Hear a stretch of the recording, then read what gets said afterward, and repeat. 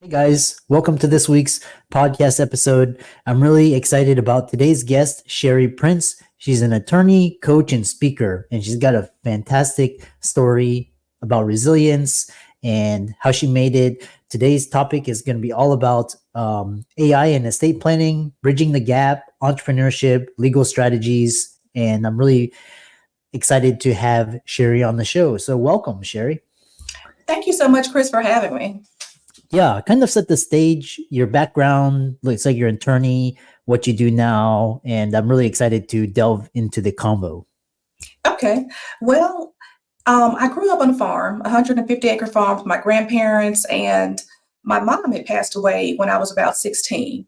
So before coming to live with my grandparents, I lived with a couple of different relatives, and it was different because at 16 years old, as a teenager, your world is shifted.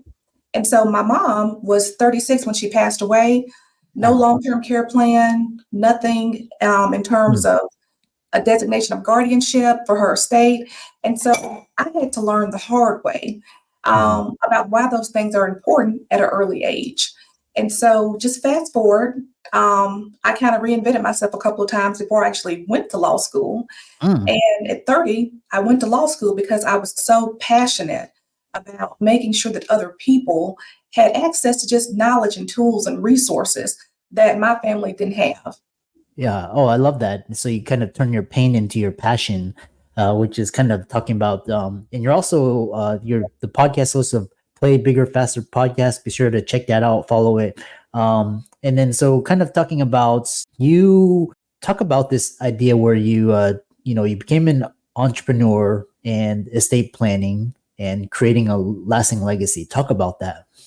So early on, I guess around 21 is when I started my first business. Mm. And it was undercapitalized. I did not do a good job about vetting my partner. And so I learned so many lessons. So part of what I do estate planning, but I also help entrepreneurs build a moat around their business and personal assets. Because at that time, my personal assets were not protected. We pretty Mm. much had a handshake. We started a business. It did not go well.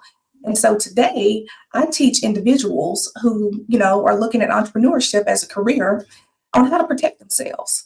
And so now with the rise of AI, that is a perfect tool to help entrepreneurs because everybody wants to know, how do I get started?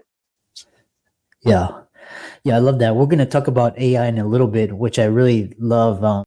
No conversation recently is would be amiss without talking about AI. But so the thing is, kind of talk about this building a strong foundation and legal protections for entrepreneurs.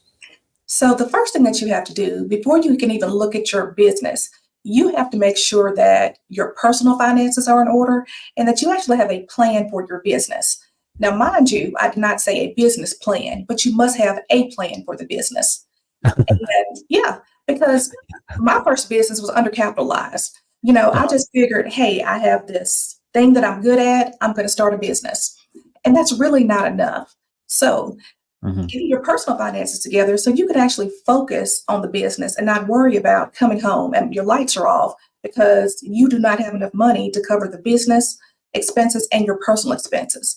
So part one of that is personal finance. Part Mhm. two is looking at the different types of businesses with an S that may be available to you. So I like to start people off with a three entity structure. If Uh-huh. you are in business and you raise your hand and say, yes, I have three businesses and they're all in the same LLC, you are Uh-huh. not really in business. You are on your way to a very bad outcome. From a legal perspective, I really like to show people how you use three basic structures as foundation to build a business. Yeah.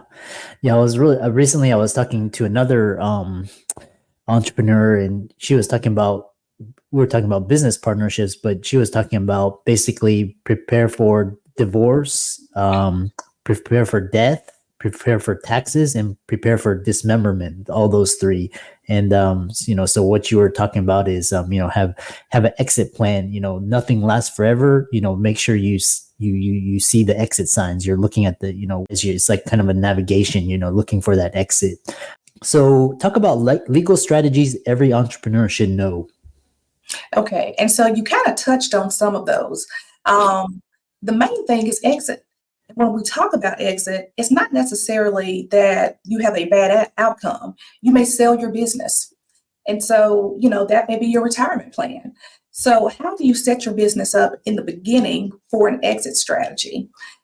That exit may be litigation, it may be bankruptcy. There are all sorts of things that are considered exits. And like Stephen Covey said, begin with the end in mind. So I Yeah. like to approach every single client with an exit plan in mind. And I keep those things just kind of at the forefront so that we're prepared in the beginning. Yeah, I love that. And kind of as kind of as a funny joke is, I was in med school and then I saw like just burnout starting and like kind of managed care. And I was like, I got to start preparing for the exits, regardless of, if I practice or not, some one day I have to get out. So this next question is kind of talking about is what's interesting is as we go into this age of AI, I have a lot of questions. So first thing is, will AI replace? They're saying that AI is going after the white collar jobs now, lawyers, doctors, accountants, all these. So what are your thoughts on that? Now, this is just my opinion, and I'm kind of proud of my opinion, Yeah. but AI is just a tool. It's just a tool. And with any tool, it still needs an operator. And I think that the people that are more successful are the people that have found a way to use the tool to help their firms, their practices, their agencies to be, more efficient and to provide more value to the people that they serve. Yeah, and then kind of as a follow up question is because a lot of, especially healthcare and especially legal. I was watching this one episode, kind of, and it was talking about where the AI can actually do better job than like paralegals. In a few years, it's gonna, the question is whether or not you're gonna need like paralegals to do it, where the AI can do it. And like, for example, like in medicine, intake can be performed by an AI or a scribe, and all these things. So you're right about the tools. What do you think about? But you do agree that the industries will be changed, right? So you have to kind of stay abreast and learn these tools. Is that a fair assessment? Oh, yeah, I definitely agree. But like with anything, it's kind of what, the input you put in is the input that you get out. So when I first started just kind of playing around with ChatGPT, it took me a lot longer to get the result that I was looking for. But now I understand prompts. I understand what I need to tell it to get me the output that I need. So I think that you're always going to need people, and especially if you have a business that's built on customer service and you actually interface with the public, you're always going to have a need for people. Yeah, like the AI cannot, at least at this point, replace human creativity, human judgment, kind of these higher order. And you're always going to need, you're not going to have a robot doing, open heart surgery on its own. That's not going to happen, at least in our lifetime, because basically there's talking about AI scaling both in quality. So you're talking about the inputs and the prompts, but also once you get the quality, the outputs that you want from the AI, then you can basically scale it in quantity. Talk about those two things. Definitely. And I'm going to do it from the aspect of estate planning. So there are so many people that don't know where to start. So I've developed some prompts to help people get started. And one prompt may be, my name is Scherrie. I am X number of years old. I work as a doctor at a hospital. I have X children. I am married. And so you put certain prompts in and say, what do I need for my estate plan? And so this gives you an idea for where to start. What documents do I need for my estate plan? And so those are some things to get you started. There are other prompts that I can share with you in terms of what to ask your different professionals, because asset protection is kind of like raising kids. It takes a village. So, I tell people, make sure you have a good insurance agent, a good attorney, a financial advisor, and, definitely a banking relationship. So, and part of talking to those people, you don't just go and sit in their office and say, hey, help me. I can help you use AI to ask them the types of questions that fit your situation. And then the next question is kind of talk about, how do you tailor your strategies to meet the unique needs and circumstances of individual entrepreneurs and businesses using ChatGPT? Because kind of like that, you put in the prompt, but it's kind of like a generic general. So how do you tailor to make it more personalized? I started with a decision tree. And, usually I'm working with entrepreneurs. So we start with the estate planning portion first instead of the business part. But I do ask business questions. Are you brick and mortar or are you an e-commerce business? Because that's going to, change the advice that I give you. Do you have a public facing company or do you desire anonymity? If I had Kim Kardashian promoting my brand, I want everybody to know Kim's promoting it because she's a big name and people buy the things that Kim endorses. And so we kind of go through the decision tree, and that's how we come up with the prompts. Kind of, can you share some key indicators that a business owner may need to reevaluate their current asset protection strategy if they're at risk or anything like that? Definitely. You definitely need some metrics, key performance indicators, things that for your industry are benchmarks or baselines. So, are you at, above, or below some of those industry standards? Do you have standard operating procedures? Because if you don't have these things in your business, that is the first indicator. Like Scherrie, I don't even know what that is. Well, therein lies the problem. If you don't have benchmarks, and two, you're not checking benchmarks, or three, you're uncertain what benchmarks are altogether. That would be the first indicator. Yeah. And no, you said the first. Are there any other indicators that you could share with the audience? Oh, definitely. If you are not on a regular basis treating your asset protection plan like you treat your annual wellness visits. So, usually people are going to the doctor once a year to get checkups. You should be doing the same thing as it relates to your financial health. And asset protection is not just all financial. Like I said, with all those players at the table, you should be meeting with those people at least once a year, and preferably in a group setting. And Zoom is so easy to do now. So that's another indicator. Two is if you have things that are happening in your business that are not predictable, you should not be surprised that there's a shortage of income and you find out about it a week before notes are due or big events happen. So being able to forecast. If you're not forecasting, that is another indicator. Yeah, I love that.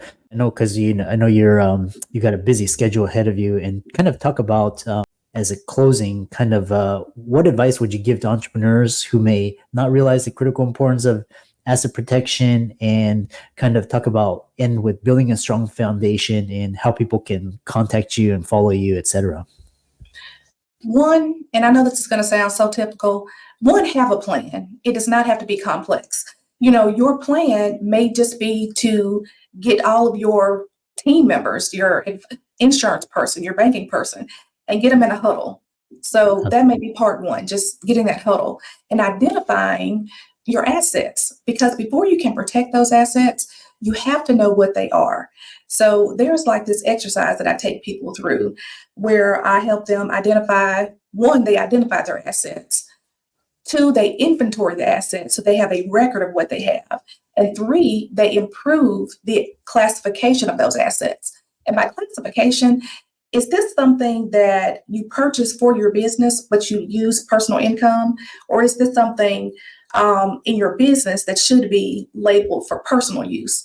So once you do those things and you huddle a team, that's when you can really put a plan together. And guys, do not be afraid because it does not have to be expensive, but you minimally have to identify those things and get that to your team. Yeah, I love that. And I kind of estate planning, tax planning, and asset protection are key. These are kind of like you want to hire a professional. Do not do this on your own. It's almost like hiring someone who didn't go to medical school to operate on your that you don't want to do that. So all of Scherrie's resources, how can they contact you and follow you, look at your work, etc.? The best way to do that is to go to my website, www.scherrieprince.com. That's just cherrieprince.com. And I have a webinar that I do that when you actually leave the webinar, you have a blueprint for how to get started. Now, mind you, what is a blueprint? That's the plan. It's a baseline plan, but you still have a structure to build. So I would love to get started with anyone who'd like to go and register for that webinar. And it's totally free. There's no cost. Yeah, I love that, and I love people who do webinars. It's really an amazing tool. For all of the audience out there, let's thank Scherrie for providing her valuable expertise on here, and talking about asset protection, AI, how to get started. Be sure to visit all of her podcasts, her social media, and sign up for a webinar.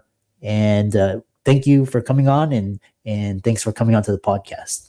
Thank you so much for having me.